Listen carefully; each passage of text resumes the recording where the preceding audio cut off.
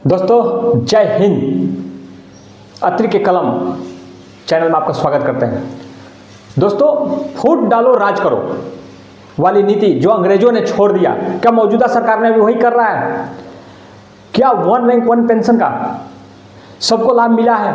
क्या 2014 से पहले वाले प्रीमेचर रिटायर वाले क्या सैनिक नहीं हैं?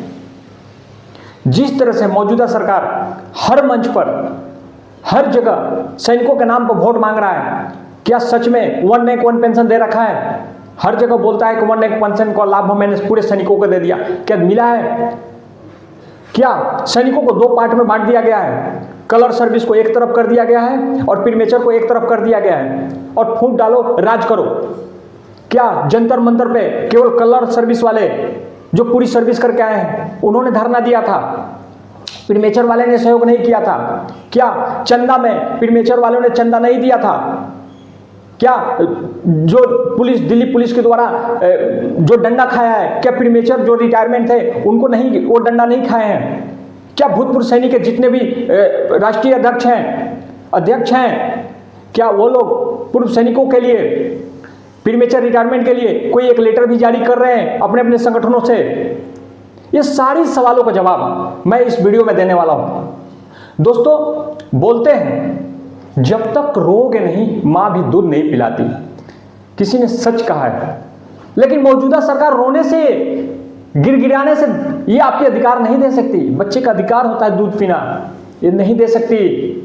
यहां तो आपको चिल्ला चिल्ला कर रोना पड़ेगा, चिल्ला चिल्ला कर रिक्वेस्ट करना पड़ेगा, और लगातार लंबा धरना देना पड़ेगा। आपको याद होगा इस सरकार की, जो मां जैसी हो बेटा को उसी तरह से हरकत करना चाहिए ना जी। हम थोड़ा सा खुद उग गए, सरकार सुन लिया, मतलब मां सुन ली, बच्चे हैं हम, मान लीजिए हल्का सा किए, मां ने दूध पिला दिया, ठीक है।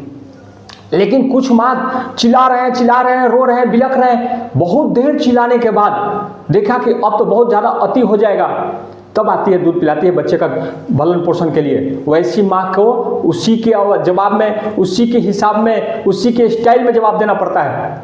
आपको याद होगा 700 से ऊपर किसानों ने मारे, किसानों को मारे जाने के बाद मर गए किसानों, तब उसके बाद सरकार आती है एक दिन और 3 जो कृषि कानून था उसको वापस करती है। आपको बोला होगा, आपने देखा होगा, आपका शाहीन बाग का घटना आपने देखा होगा, सीए एनआरसी पे पूरा भारतवर्ष में महीनों भर से ऊपर धरना प्रदर्शन चला। कितना वाटर कैनल से लेके क्या क्या नहीं छिड़काव किया गया। उसके बाद सरकार आती है और इसको स्टे करती है। तो ये सरकार की नीयत ऐसी है कि जब तक आप धरना दीजिए, धरने के बाद लंबा रखिए, उस धरने में चिल्लाते रहिए, तब तक। सरकार ने एक बहुत बड़ा गेम किया आपके साथ, हम पूर्व सैनिकों के साथ। इन्होंने सैनिकों को, पूर्व सैनिक जो है, इनको 2 पार्ट में बांट दिया। एक कलर सर्विस को अलग कर दिया, प्रीमेचर को अलग कर दिया, ताकि फूट डालो और राज करो।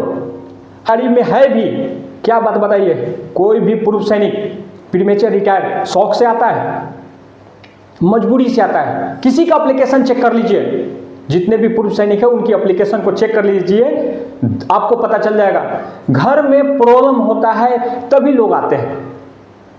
जब प्रॉब्लम होता है, कोई अपने डर से आता है। ये जिगर होता है ना, जिगर, वर्दी पहनने के लिए जिगर चाहिए, जिगर। और जिगर केवल पूर्व सैनिकों में होता है और किसी में होता नहीं है। और जब घर की मजबूरी हो जाता है, किसी के खेती का प्रॉब्लम हो जाता है, जिसके माँ बाप बुजुर्ग हो जाते हैं, किसी की पत्नी बीमार हो जाते हैं, बच्चे ज़्यादा बीमार पड़े रहते हैं, घर में ज़्यादा रिस्पॉन्सिबिलिटी है, उसके नहीं रहने के चलते घर में बहुत ज़्यादा प्रॉब्लम होता है, इसलिए वो अपना एप्लीकेशन लिखता है और प्रीमेचर रिटायर हो जाता है। मतलब प्रीमेचर का मतलब यह नहीं कि वो सैनिक नहीं है, एक क्राइटेरिया है कि इतने साल में आप फौज से जा सकते हैं, आपको सभी सुविधा मिलेगा। और यहाँ पर मौजूदा सरकार उसको 2 पार्ट में बांट दिया। 2014 से पहले के सैनिक पूर्व सैनिक नहीं है? क्या उन्होंने गोली नहीं खाई है? क्या उन्होंने हाईएलटी नहीं काटा है? क्या उन्होंने राजस्थान की गर्मी नहीं झेला है? झेला है दोस्तों। ये ये हम लोगों के साथ नाइंसाफी हो रहा है। ठीक है, ये जो अंग्रेज जो छोड़ रखे हैं ना, फूट डालो राज करो, पहले 2 राजाओं में लड़वा देते थे और वो करते थे, वही सेम कंडीशन हुआ है। आपको पूर्व सैनिकों को 2 पार्ट में बांट दिया, अब बस आप चुप रहिए। एक सैनिक चुप है, एक सैनिक ही है दोनों, ऐसे नहीं है कि दोनों नहीं है, वो मजबूरी में आया हुआ है। कोई बोला है, कोई पूर्व सैनिक जो प्रीमेचर आया हुआ है, किसी का एप्लीकेशन में लिखा हुआ है कि भाई कि सर कि हम शौक से जाना चाहते हैं रिटायर। कोई लिखा है? नहीं, घर की प्रॉब्लम लिखा हुआ है, घर की प्रॉब्लम पे ही मिलता है और इसकी फायदा उठा रहा है पूर्व सैनिक। और सबसे ज्यादा हम तो बोलते हैं कि हमारे पूर्व सैनिक जो कलर है, जिसको 1 रैंक 1 पेंशन का मिल रहा है, जिम्मेवार वो हैं, उनको वो नहीं चाहते हैं क्योंकि उनको डर है मौजूदा सरकार से। हमसे पूर्व सैनिक से नहीं डर है, उनको मौजूदा सरकार से डर है कि कहीं हमारा भी काटना दे। क्योंकि ये जो सरकार है ना, कभी उठती है, फुदकती है, फिर आती है, रोती गिलकते हुए वापस करती है।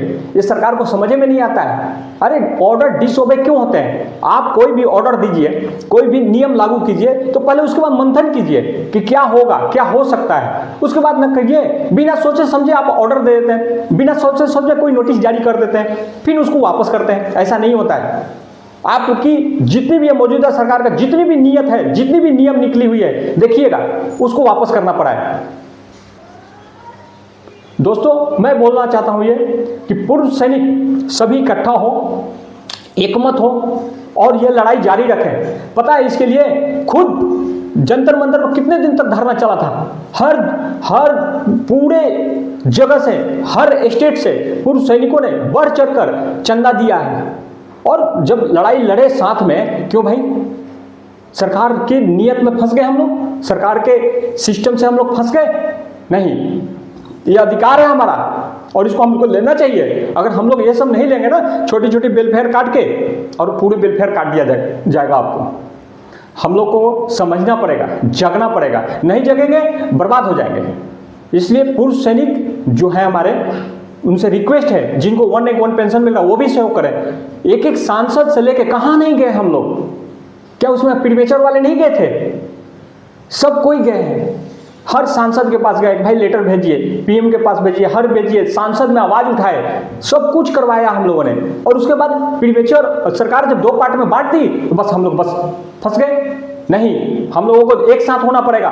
हम जितने भी अध्यक्ष हैं पूर्व सैनिक संगठनों के, उन सभी अध्यक्षों से रिक्वेस्ट करते हैं कि आपको तो मिल रहा है, अगर आप कल सर्विस में है तो, जो इनको नहीं मिला है उसके लिए लड़ाई लड़ना पड़ेगा। और सरकार ये झूठे जो सीना ठोक के बोलती है ना कि हमने सैनिकों को ये दे दिया वो दे दिया, तो बताना पड़ेगा कि झूठ बोलती है। ये मौजूदा सरकार बिल्कुल झूठ बोल रही है। सच बोलने की ताकत है तो बोलो तुमने क्या दिया हो। यही मोदी जी सीना ठोक के बोलते थे कि जो प्रीमेचर रिटायर है वो भी सैनिक हैं, वो भी हमारे सैनिक हैं, वो भी हेल्थी काटे हैं, वो भी पूरे सर्विस के। अरे एक क्राइटेरिया बनाया हुआ है कि आप 60 साल 55 साल के एज के बाद क्राइटेरिया बना हुआ है ना जी, चाहे 17 साल 22 साल 24 साल है ना बनाया हुआ। वैसे एक क्राइटेरिया है कि कम से कम मिनिमम आपको इतने में करना पड़ेगा तो आप निकल सकते हैं, ताकि आपके घर की जो प्रॉब्लम है, समस्या है, उसको हल कर सकते हैं। और उसको आप खा रहे हैं, उसको बर्बाद कर रहे हैं। नहीं, हम लोगों को एकदम इसकी लड़ाई लड़ना पड़ेगा और नहीं लड़िएगा तो हट जाएगा। हम सभी पूर्व सैनिकों से, सभी पूर्व सैनिक संगठनों से रिक्वेस्ट करते हैं कि ये लड़ाई जारी रखिए। अभी विपक्ष मजबूत है, विपक्ष मजबूत है, और विपक्ष जितने लोकतंत्र में मजबूत होता है, समझ जाइए उतनी काम होने के साथ है। हमको विपक्ष को, नेताओं को पकड़ना होगा। आपकी पकड़िए, उनको बताइए, उनको हम लोग एप्लीकेशन दीजिए। विपक्ष के जो नेता हैं लोकसभा में, उनके पास लेटर भेजिए, हम लोग सभी मिलकर भेजिए भाई ये मिला नहीं है, ताकि वो संसद में आवाज उठाएं, और उठाएंगे और ये देंगे। यूपी का इलेक्शन नहीं होता तो ये 3 कानून कृषि वाला वापस नहीं होता, और रोते हुए उसको वापस किया जा रहा है। समझ रहे हैं? थैंक यू, जय हिंद, नमस्कार। वीडियो अच्छी लगती है तो लाइक शेयर जरूर कीजिए, ताकि, और जो मेरी कमियां हो रही हैं पक्का कमेंट में लिखिए, क्योंकि नया यूट्यूब, हमने अपने दिल की बात बता रहा हूं, तो ये चीज़ आपको बहुत ज़रूरी है कि आप हमको सजेशन कीजिए कि भाई कैसा किया जाए, कैसे बनाया जाए। बोलना इतना आसान नहीं होता दोस्त, फिर भी कोशिश कर रहे हैं। प्लीज़, थैंक यू, जय हिंद।